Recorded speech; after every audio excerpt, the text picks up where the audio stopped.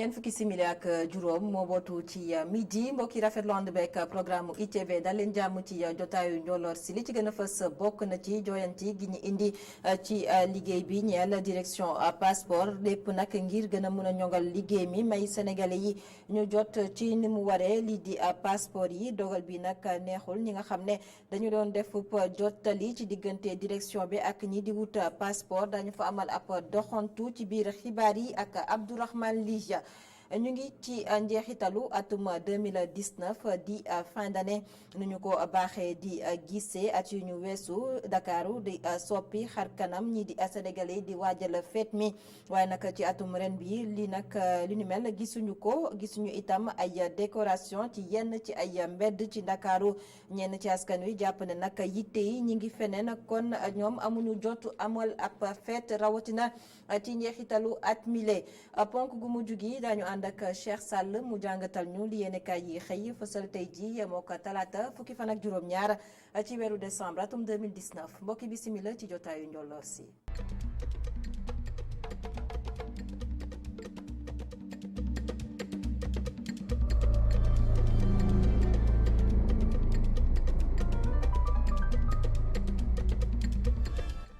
gannaaw ba ñu leen nuyoo jotaay yi dañu koy dooree ak nekkinu tout tànk yi rawatina fii ci réew Sénégal ak bataaxal bi nga xam ne waa UNICEF ñoom nag daal nañ ko génnee lëkkaloo ak kuréel gi nga xam ne ñoom itam seenu mbébét mooy daal di saytu lépp lu jëm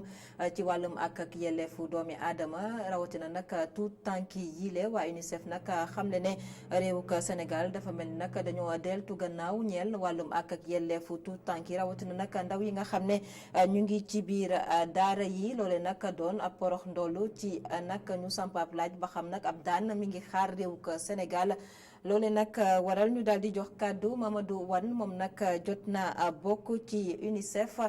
dañu koy teewlu ci téléphone El Hadj Malick Cissé. c'est-à-dire au niveau national fii ci suñu dëkk parce que suñu gis nga état mënul am te amul droit li ñu wax dëgg parce que droit mooy aar. nit ñi mooy aar ñu gën a néew doole xale ci ñu gën a néew doole la. waaye dañuy tere nga def ay violence physique yi xale dañuy tere nga abuser sexuellement xale dañuy tere nga jàpp xale di ko yelwaanloo par force ba pare di jariñoo ci yelwaanu xale bi loolu la ñuy waxuñu leneen te soo xoolee ci biir constitution bi dañuy wax ne que traité yi nga xam ne ratifié nañ ko au niveau communautaire CEDEAO ak au niveau des Nations Unies bon yooyu traité moo gën a kawe suñu yenn loi yi te traité nationaux yëpp dañuy garantir la protection des enfants c'est normal que la communauté internationale jël ay décisions pour garantir la protection des enfants donc première pression bi suñu opinion la war a doon deuxième pression bi foo jaar les comités mu adhéré ci yenn convention internationale dañ ci am obligation donc muy au niveau des Nations Unies au niveau communautaire daañu demander Sénégal dana am ay pression daañu demander Sénégal dana am dépendre parce que moom moo ko xaatim. ñu wutali Université Berger bu Ndar Géej ak ndongo yi ñoo fa ne démb nag dañoo daal di amal ab benn fan yoo xamante ne dañuy daal di dakkal lépp loo xam njàngale la ci biir daara ju kawe googee di Gaston Berger yamuñu ca jël juróomi fan yoo xamante ne nag dañu lekk ci restaurant yi daañu ko lekk kon ci restaurant yi tey duñu jënd ticket di nag li nga xam ne donc ngénte tubaab loolee nag ñu ngi ko jël gannaaw ba ñu amalee ab assemblée générale démb ci altine gi ca Université Gaston Berger ku Saint-Louis kañu cay teewlu yëkkati seenu kàddu Aboubacry Sall lay wuyoo ci micro Moma Xaña. bëgg ñoo dégg na yoon ñun ñi nga xam ne ñun ñooy avenir dëkk bi nekkuñu benn yoon seen yitte ça fait tey 6 mois ñoo ngi topp seen ginnaaw pour que lii nga xam ne moom mooy 2000 yi ñu war ñu ko livrer depuis lors ñu bañ dee ne dañ ko livrer tey nouveau bachelier yi ñëw 3110 nouveau bachelier amuñ fenn fu ñu nekk mais fàttali que université bi capacité am 3938 lii la. ba daaw moo amoon 11738 étudiants tey nga teg ci 3000 étudiants mu di 14000 maanaam daal lal bu ne boo jël lu doy ni 4 étudiants war nañ ci tëdd loolu yënut maanaam donc ñu leen di wax ni li nga xam ne moom moo di suñu bâtiment yi ñu jox leen benn délai de 48 heures pour ñu livrer ko sinon livrer ou pas livrer nouveau bachelier dinañ dugg ci bâtiment yi leneen li nga xam ne moom moo di question de bourse mu daaw rek ñu reyoon ci suñu naataango mu di Mouhamadou Fallou Sène ndax lan ñu toogoon bala 15 tey di la 16 fayuñ bourse yi daaw ñu invalidé woon loon ñu te neexuñu woon benn yoon ministre bi jëleen engagement que ni dinañu accompagner ci cadre année invalide boobu noonu que ni dina fay bourse yi ren ñu ne de duñu fay ndax lan ndax daaw ñoom ñu imposé woon année invalide te ñun ñu nangu ko donc ñu leen di wax ni loolu du loo xam ne luy antu la du doon luy antu ñu leen di jox benn délai de 48 heures pour que ñu régler problème boobu noonu pour que ñu fay li nga xam ne moom moo di accompagnement wu P24 yi pour que li nga xam ne moom moo di promotion P27 bi nga xam ne omettre nañ ko ñu fay ko pour ñi nga xam ne ils ont été injustement omis ci état de paiement yi ñu fay leen ko daaw ñoo ngi amoon 10 500 étudiants ren ci 10 500 yooyu 10 500 boursiers ren ci 10 500 yooyu noonu ñu fay ci 1854 étudiants seulement ci 9 UFR yi ñu xam maanaam faculté seul 7 lañ ci fay mu di loo xam ne teguñ ko ci yoon benn yoon ñaar excusez-moi ñaar lañ ci fay mu di loo xam ne teguñ ko ci yoon benn yoon. gannaaw ndar gi ci dellusiwaat fii ci Ndakaaru wutali direction des passeport ak joyant yi nga xam ne jot nañu ko amal foofee nag ca bërëb ba rawatina nag ci wàllum liggéey mi lépp nag ngir mën a ñoŋal jotin gi ñeel wàllum passeport gi loolee nag dogal bile ñenn nag ci ñoo xamante ne dañ doon amal ab jokkalante diggante nag ñii di direction bi ak ñii di wut passeport boobule dogal nag du lu leen neex waaye nag ñi nga xam ne dañoo amee laago ñoom nag daal nañoo àddu ci dogal bi nga xam ne bàyyi nañ leen ci xel Abdourahmane Ly moo demoon amalu doxantu ca direction bu passeport. direction police des étrangers et des titres de voyage mu ngi yeesal doxalinam bu weesoo toogukaay yu yees yi nga xamante ni nemmeeku nañ ko fa ci salle d'attente yi ay matukaay jël nañu ko ngir yombalal askan wi ci mën di dugg di jot kayit yu ñu fa soxla ci bunt bi ñu nemmeeku fi ay GMI yi nga xamante ni ñooy saytu dugg ak génn yi muy mbir bu ñii ñu fi fekk di wut ci passeport di rafetlu. fii nii balaa nga dugg foog nga wax lu leer foog nga wane ay këyit yoo xam te ne da nga am rendez-vous muy firnde ne war nga mën a ñëw fii nii. man gis naa ne seen liggéey macha allah daal bu fi ñëwee day gis sa bopp doo fi ñëw mu gis fi lu la naxari daal. jëm ci dugg ak génn yi ba tey ñi nga xamante ne ñoo nekkoon ci bunt bi doon yëngu ci jënd ak njaay dañu leen fa jëkkati mbir boobee nañu ko wëyandi te mu ànd ak topp bu ñu sukkandikoo ci directeur général adjoint wu DPE-TV coppar ñi yi yamul foofu dem na ba laal ñi nga xamante ni ay mag lañu. surtout ñun troisième âge bi sax ñun man yaakaaruma woon sax daañu beralee nii loxo parce que ñun dañu wutal suñu ku ñuy toppatoo suñu passeport ak yi wutal ñu fu ñuy toog wax dëgg yàlla baax na. beneen mbir bi nga xamante ni bokk na ci coppar ñi yu am solo yi moo jëm ci nit yi nga xamante ni dañu nekk situation de handicap ñoom dañu leen di toppatoo bu baax bu ñu sukkandikoo ci kile nga xamante ni ci ñoom la bokk. waaye saa yu ma ñëwee déposé sama passeport duma am benn problème din may toppatoo jox ma sama gëdd yóbbu ma ci liyaan naa mu signal ma ñëw déposé amul benn problème bii mooy ñaari yoon ma fi ñëw déposé sama passeport dafa jeexoon ma ñëwoon doon ko relevé. premier bi ba ma déposé ñu ne ma ginnaaw suba nga ñëw jël ci sa passeport amul benn problème hôpital tamit dafa demee amul benn problème sa dëgg yàlla daal ñu ngi ciy gis suñu bopp tamit. ba tey ci loolu ki nga xamante ni mooy directeur général adjoint wu DPE-TV mi ngi leeral ni délai traitement wu dossier yi jëm ci amuk passeport mi ngi def 2 fan ba tey. Abdourahmane Ly keneen ku amalub doxantu ci beneenub bërëb pôle autonome bu Ndakaaru di nag jawriñ bi nga xam ne moom la ñu dénk lépp lu jëm ci wàllum napp gi di Alioune Ndoye démb nag la fa demoon daal di ànd ak kilifa yi nga xam ne ña nekk ca pôle autonome bu Ndakaaru Alioune Ndoye nag rafetlu liggéey bi nga xam ne ñu ngi koy def ci bërëb ba waaye itam bi leen nemmeeku nag doon na ab poroxtoon lu ci moom mu daal di àddu ci li nga xam ne moo di Africamer di société bi nga xam ne nag ay russe ñoom ñoo ko jël teg ci loxo jamono ji nag waaye ba noppi liggéey bi nag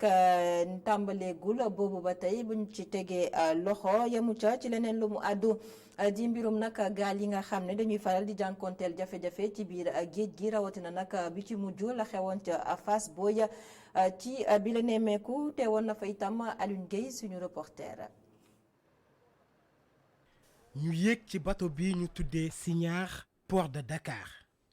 daldi wër géej gi tuuti ginnaaw loolu jëwriñ gi yor wàllum napp gi daldi ànd ak ñu yor portum Ndakaaru di visiter port bi. Alioune Ndoye di rafetlu rekk liggéey bi portum Ndakaaru di def. dañ ciy sant yàlla bu baax ni bi ñuy amee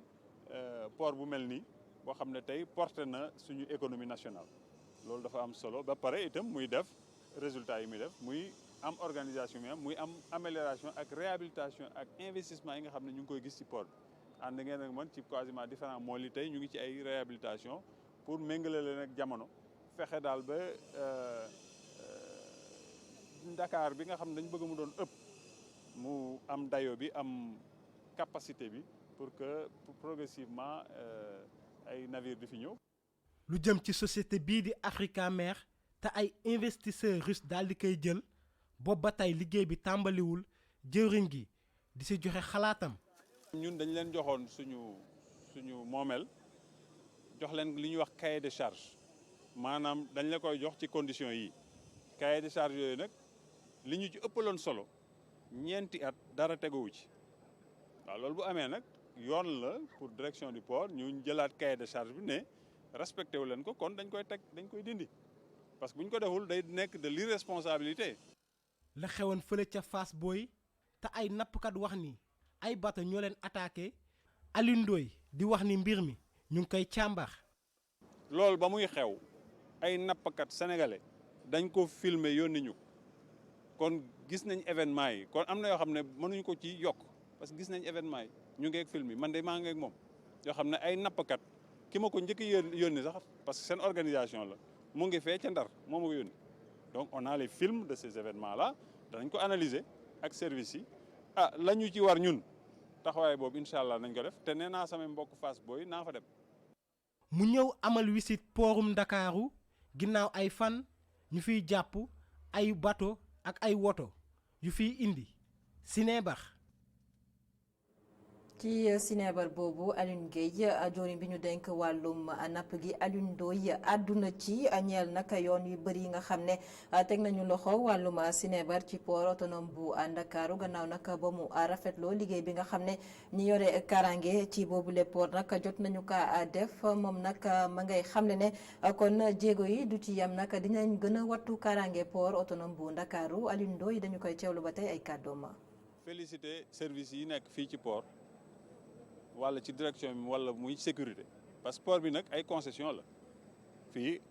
am na ay services yoo xam ne ñoom lañ jaglal sécurité ba pare concession par exemple bi ngeen di wax dafa am ku yor concession ba foofu mbiru oto yooyu du dëgg yor moom it organisation bi kon dañuy sant déjà bi nga xamee ne suñu organisation fii may nañu njombe ju mel noonu ñu gis ko wane ko jàpp ko loolu am na solo boobu ba léegi bateau bi ko indoon ñu ngi ko teefee ci port demul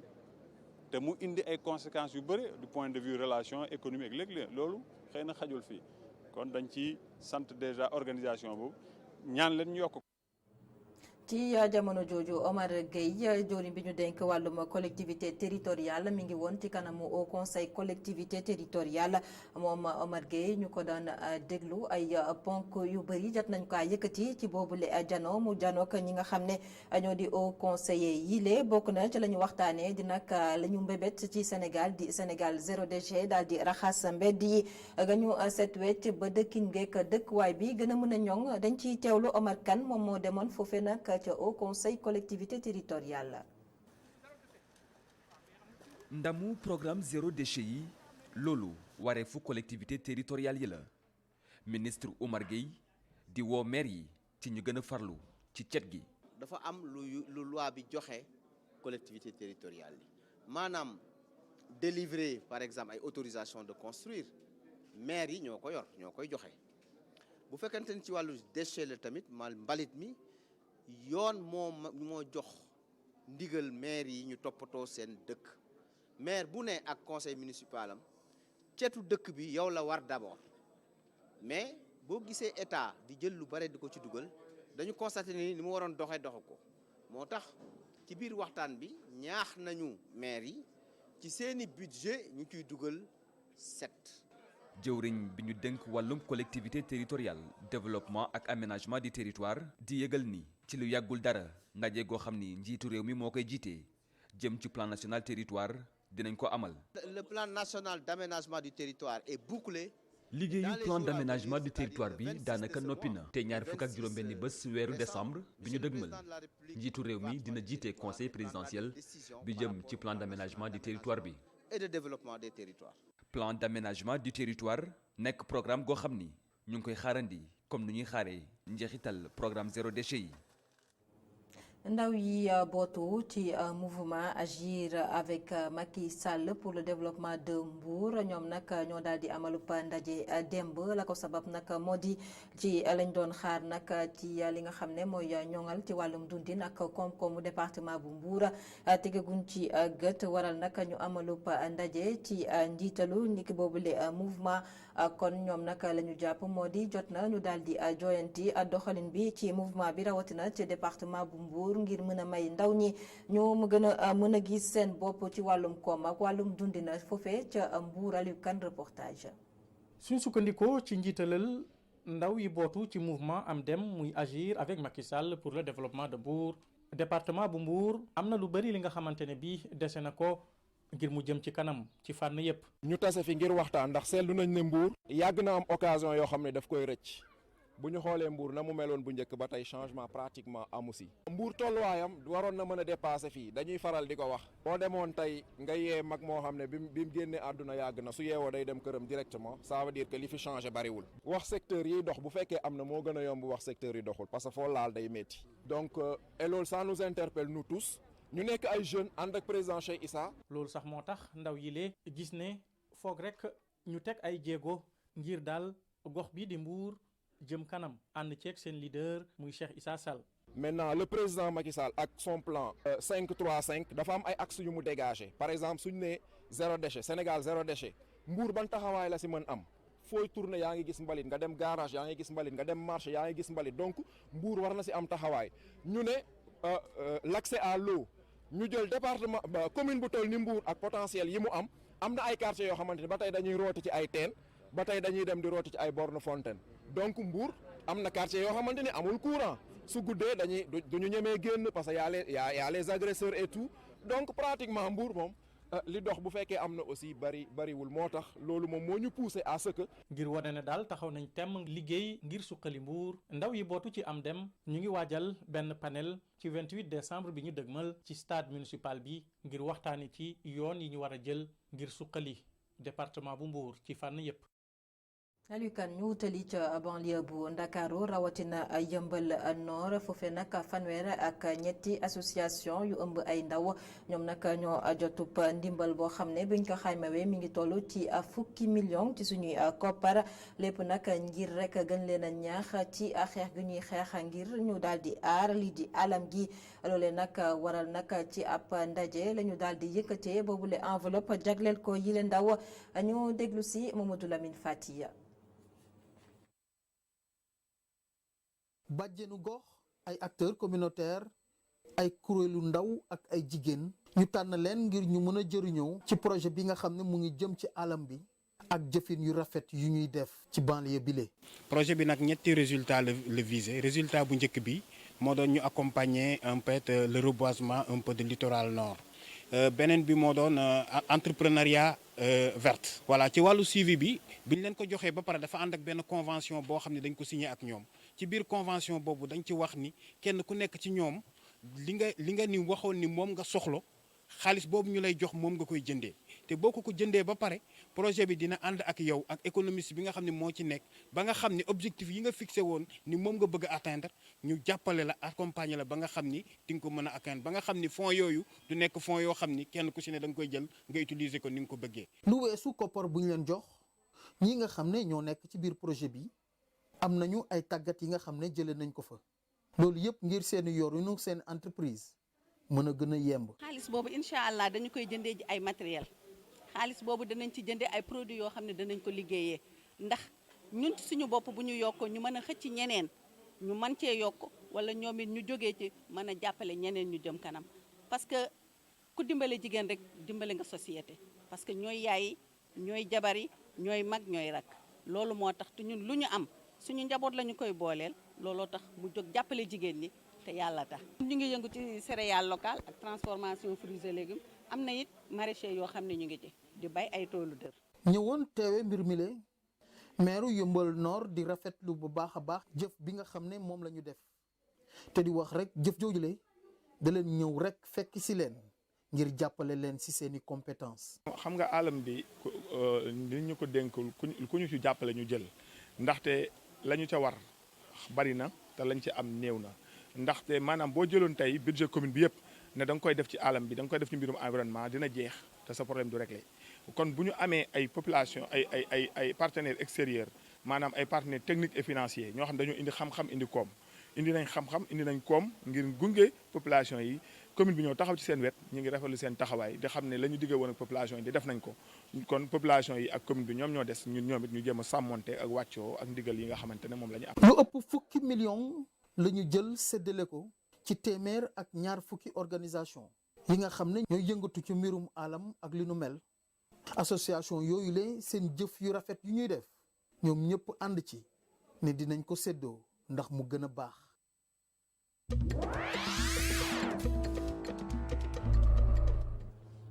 xibaar yi biti réew yi di dem ca république démocratique bu Congo ak gannaaw ba l'armée ba amee ndam ci ñi nga xam ne ñoo di ak woy fippu yi lu toll nag ci ñetti téeméeri woy fippu di ay doomu réew Rwanda ñoom nag daal nañ leen delloo ci seenub réew loole nag xew gannaaw nag ba ñu joxee xibaar boo xamante ne mi ngi bàyyeekoo ci l'armée bu république démocratique bu Congo ñu fàttali ne ci juróom-ñetti fan ci weeru décembre l'armée bu république démocratique bu Congo ñoom itam jotoon nañu teg loxo lu toll ci junni ak ñaar téeméer ci ay woy fippu di ay doomu Rwanda di ay Hutu itam loolee nag xewe woon ci province bi nga xam ne mi ngi fare bu ci sud Kivu ci atum 2019 bi le nag ci ndorteelu weeru septembre bi itam l'armée bu république démocratique bu Congo joxe woon na xibaar ne faat na kenn koo xamante ne moo jiite woon ñii di woy fippu yi nga xam ne nag ñu ngi ko doon seet foofee nag ci république démocratique bu Congo ci atum 2012 ba ndëgëni si kon cour pénale internationale ñoom nag ña ngay xamle bile xibaar itam xamle ne république démocratique bu Congo ña ngay tàmbale am ndam ci kaw woy fippu yi rawatina ñi nga xam ne ñooy bàyyeekoo ca Rwanda. gannaaw Congo république démocratique ñu wutali ca Algérie ak élection paluku njiiti réew yi nga xam ne amal nañ ko fa ci fukki fan ak ñaar ci weeru décembre atum 2019 conseil constitutionnel ba fa daal dinay dëggal démb ci altine gi résultat yi nga xam ne ñoo daal di jox ndam ci premier tour bi kii di Abdelmajid Tebboune moom mi nga xam ne nag moo fa nekkoon élimaanu jëwrin ci jamonoy nguuruk ki nga xam ne moo di Abdelaziz Bouteflika nga xam ne moom nag askan wa ak l'armée bi ñoom ñoo ko wàccee ca boppu nguur ga bu ñu sukkandikoo nag ci conseil constitutionnel bi moom nag itam joxe na limu doomi aadama yi nga xam ne ñoo jot a bokk ci bile jongante daal di sànni seen xob ci mbañ gàcce yi bu ñu ko xaymawee nag mi ngi toll ci téeméer boo jël fanweer ak juróom-ñeent yu toftal juróom-ñett fukk ak juróom-ñett ci doomi aadama mu di loo xam ne nag néew na ci taarixu réewuk Algérie.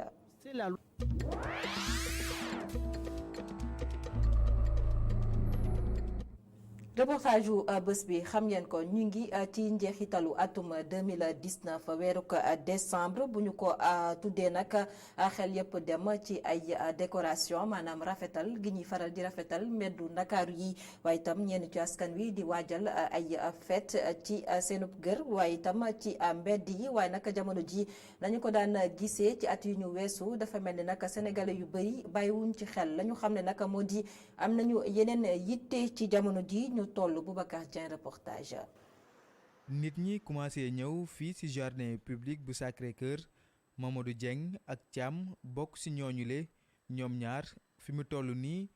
ñu ngi xam le ni yëgaguñu lii di feetu décembre. waaw xam naa ne maa ngi ci mois de décembre de waaye de gisuma lu ma firndeel ne ma fête yi jot na. waaw décembre bi bon mën naa ni bon sentir naa ko sentiruma ko quoi parce que bon. ñun aussi bon les années passées kon dañ ko doon dundee par rapport ak année bi bon su ma gisee xool naa am na différence bu baax parce que année passée yi bon dañ ko doon préparer c'est énorme sincèrement parler. ci gis-gisu ñenn ñu mel ni xale bu góor bi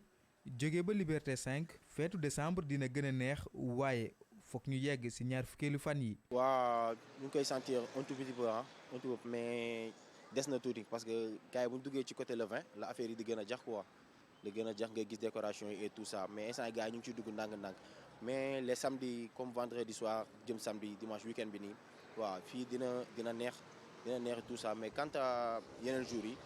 du kii carrément mais bu ñu duggee ci le 25 jëm kaw 25 jëm 31 bi là ça va moom day neex. si beneen wet ga ñu fekk fa Khady Ndiir ak Idrissa Diagne ku si nekk di xaar bus ngir dellu sa kër. ñaar ñi le li ñuy xamle mooy fi mu toll nii nit ñi tal nañu leneen lu dul feetu. non franchement sentiruma ko léegi jamono jee changé instant bi nit ñi tal nañ leneen lu 31 décembre ou fête décembre. pour wax dëgg rek sentiruma 30 kii bi astafurlah sentiruma décembre bi dara parce que fii nii heure bi daan na fekk gars yi daan décorer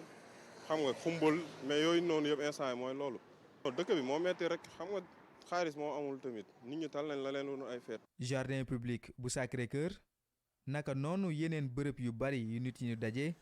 fi mu toll nii seen xar kanam rafetul ci weeru décembre gi ñu nekk wuute ak jamono yi ñu weesu waaye ci bu ñu sukkandikoo ci askan wi ñu dajel lu waral li ni mel moo di poos yi ñoo amagul koppar. Boubacar Dia ñu yegg si ci ponk gu mujj ci jotaayu njolloor si ànd ceeg Cheikh Sall mu jàngatal ñu li yéenekaay yi xëy fasal tey.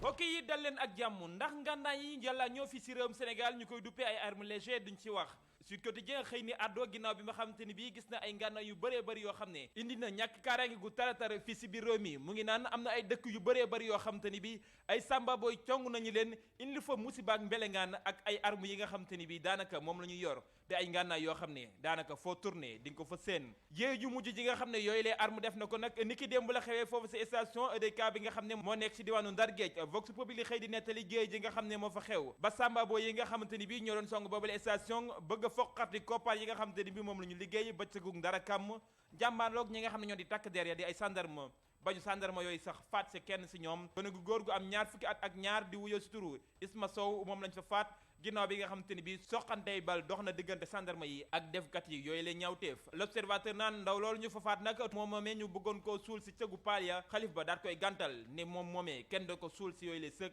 ndax jëf ju ñaaw la doon def ba faatu ca des si biir l'observateur ak Omar Dem mi nga xamante ni bii moom sa diwaanu Kaolack daan nañ ko juróom-ñaari ati kaso yoo xam ne dina ko tëdd ginnaaw boo xamante ni bii faat na soxnaam moom nag yéene kaay bi di fàttali li nga xam ne moo ko jotale woon ak soxnaam moom mi da ko soxla woon maanaam bëggoon séq ak moom si guddi ga soxna sa gàntal ko si la ko dóoree ba xoj ko mu daal di faatu ñaari doomi Sénégal yi faatu woon si diwaanu Espagne la laas yéene kaay del siwaat seen xew-xew ak seen i néew yi nga xam ne ñoo fa des yéenekaay bi naan lu tolloog juróom benn million képp moo tee ñoom doomu Sénégal yooyu ñu delloo siwaat leen fii si réewum Sénégal tax na ba seen i mbokk yi nga xam ne ñoo dund si Tambacounda nekk si njàqare bu baax a baax ndax ñoom seen doom juróom benn million képp moo tee ñu ñëw fii si réewum Sénégal téeméer ak fukk jàpp téeméer ak fukki milliards yi nga xam ne moo jëm si appel d'offre bi nga xamante ni bii Senelec def na ko si location barge bi nga xamante ni bii mooy tax ñu joxe courant bi fii si réewum Sénégal yéenekaay yi bëri nag jàpp ne boobu lay appel d'offre maanaam parparloo da si am gré à gré tax ki nga xamante ni bi nag moo yor kàddu ga foofu si diwaanu Senelec weddu yooyu la kàddu ba tëdd sa naajo naan bu fekkee ne am na kenn koo xamante ni bi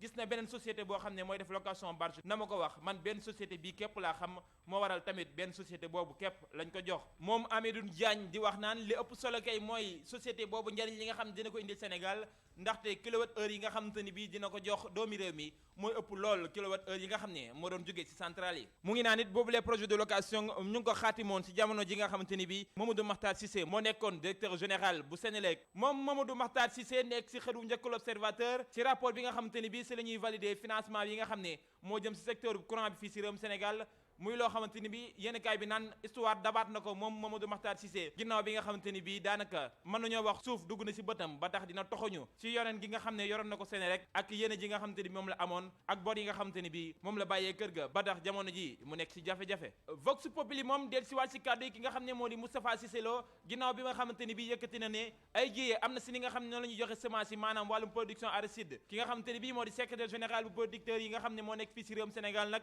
dëggal na yooyu les kàddu Cissé Lo naan li nga xamante ni bi Moustapha Cissé Lo wax na ko dafa am sañu wax ko ci kaw rek waaye mooy li nga xamante ni bi moom la producteur yëpp di xalaat ci suuf moom Moustapha Cissé Lo fësati ci xëdu njëkk Tribune yéene kaay ginnaaw bi nga xamante ni bi nag indi na ay révélation ak ay coow yoo xamante ni bi judd na fi ci biir réew mi dafa mel ni ubbagut gémmiñ ga ba léegi ndaxte mu ngay wax naan dañoo war a auditer Assemblée nationale rawatina ki nga xamante ni bi moo ko jiitee di Moustapha Niass moom ci boppam jàpp ne ak yorinam am na lu ci jaaru yoon te war nañ koo xoolaat laaj ñu daal di samp foofee ci Assemblée nationale benn comité ad hoc boo xamante ni bi mooy auditer gestion patron wu assemblée nationale ndax duñu auditer délégation à l'entrepreneuriat rapide ak lu suñu mën di am ginnaaw bu ñu yoree li fës si xëru njëkk enquête yéeni kaay moo di coow amati na fa ginnaaw bi nga xamante ni bii coow juddu woon na seen digganteeg Zahra Iyane Thiam yéeni kaay bi naan am na yeneen coow loo xamante ni bii moo dox diggante boobule délégation ak benn menuisier boo xamante ni bii mooy wuyoo si Sandiane Diallo moom moomee dafa amoon benn projet boo xamante ni bii moom la waraloon liggéeyal góor gi président de la république signal ko segu fukki millions ak juróom waa délégation bi ronkat ko ba mu des